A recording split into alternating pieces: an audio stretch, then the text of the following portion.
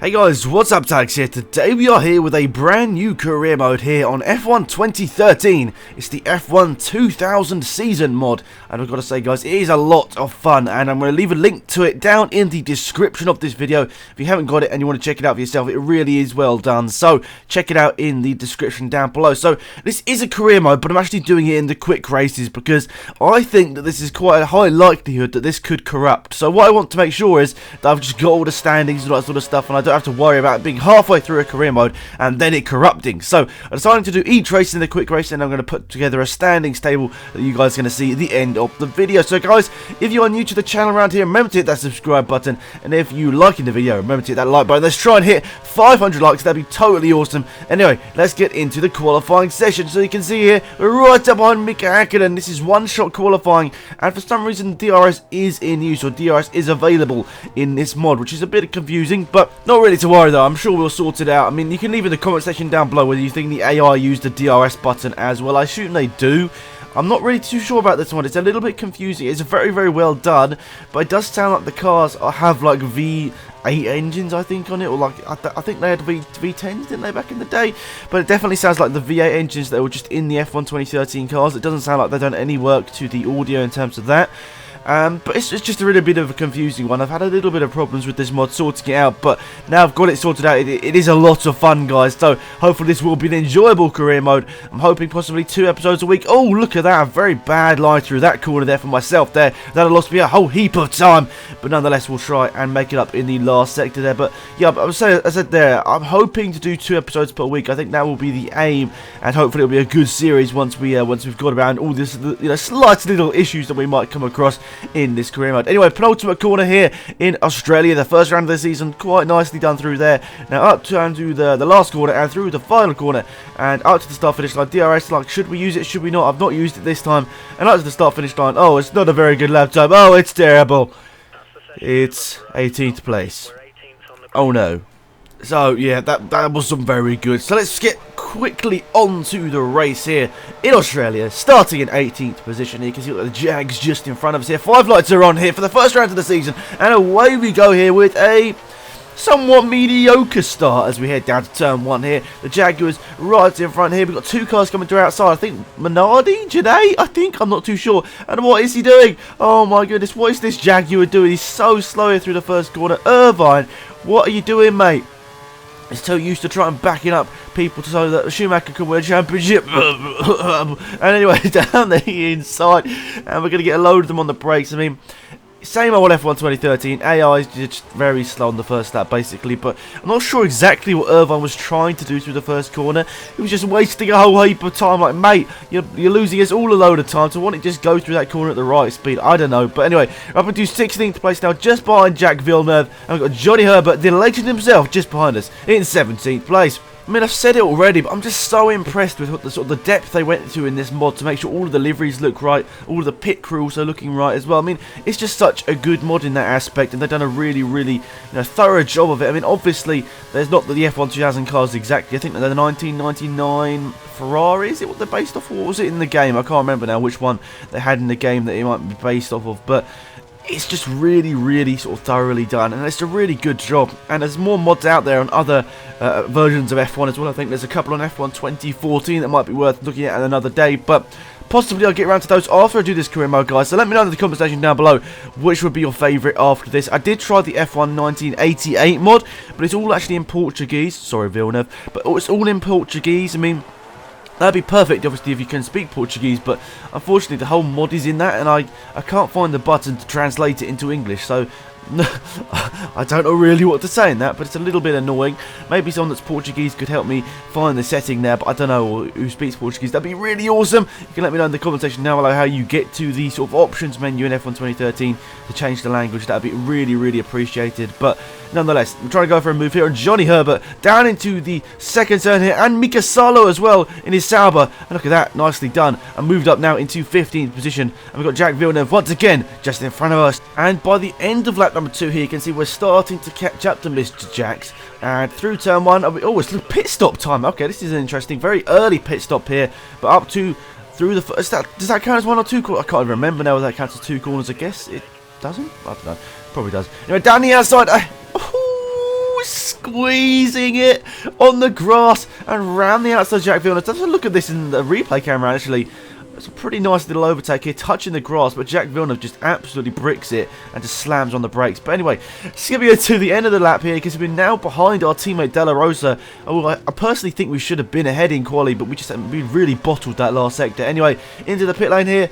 Oh, don't bottle that, Alex. Don't hit the pit wall. Anyway, so, good stuff. Overall, good first part of the race, I'd say, because we have gained quite a few positions, and overall the pace has been pretty solid as well, which I'm pretty happy about, because not gonna lie, qualifying was obviously a big disaster, but at the end of the day we don't score points for qualifying, so let's not worry about that too much. So we're switching over to the harder compound tyres. I don't think F1 back in the day had coloured sidewall tyres. I think they're just all the same. I could be wrong, but nonetheless, we're going out in the harder compound tyres here today, and we're going to try and get to the end. We've actually gained a whole heap of time here on Ralf Schumacher in the pit stops, and all. I was going to maybe go for an overtake, but no, slipping and sliding all over the place, and lost a whole heap of time now to Ralf Schumacher in who was 16th, but now we're gaining loads of positions. People at the pit lane, we've jumped somebody, we've jumped our teammate, and we've jumped, who's this on the inside as well? Is that Zonta? Ricardo Zonta is down a position. We're now into 11th place after the first round of pit stops, which is really good.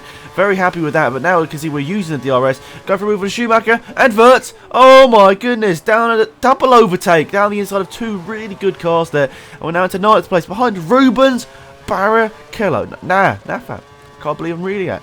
Barrichello we're behind now. That's awesome stuff. So more people deciding to pit here. Maybe this is their first pit stop. I'm not 100% sure. And now as we cross the line, 6th position. What's going on? Where's this pace come from? I don't really care because it's awesome.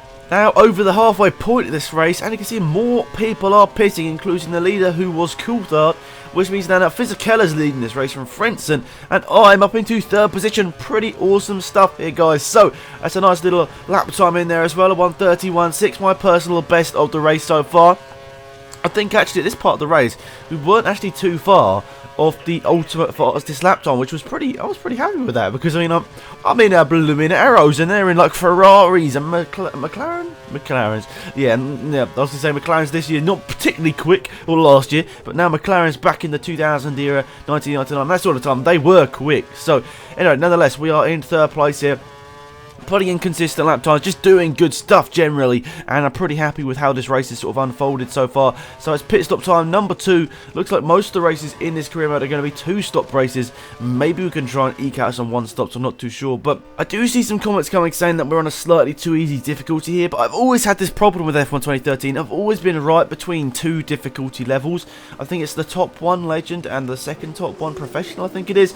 I've always been stuck between those two, so I normally stick to Professional and sort of give myself a bit of a harder task. So that's why, guys, we're in an arrows, and we're probably going to be slightly outperforming the car a little bit in this career mode. And then hopefully by the end of it, I can maybe race on Legend with someone like Ferrari, and that'd be a lot of fun.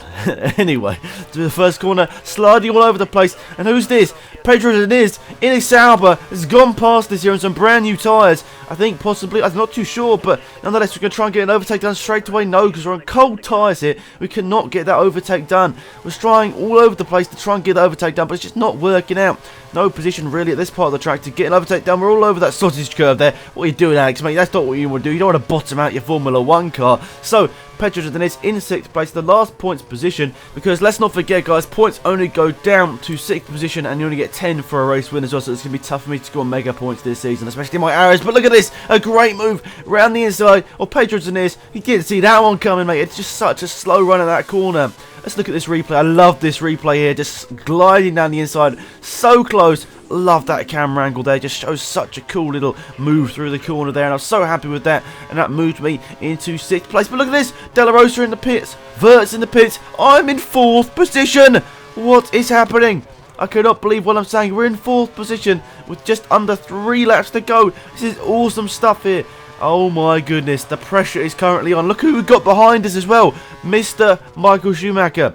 Only at this time of the season, of the F1 2000, only a 2-time world champion, but we know what he went on to be, and what a legend to have just behind you. And last lap of the race here, we're struggling.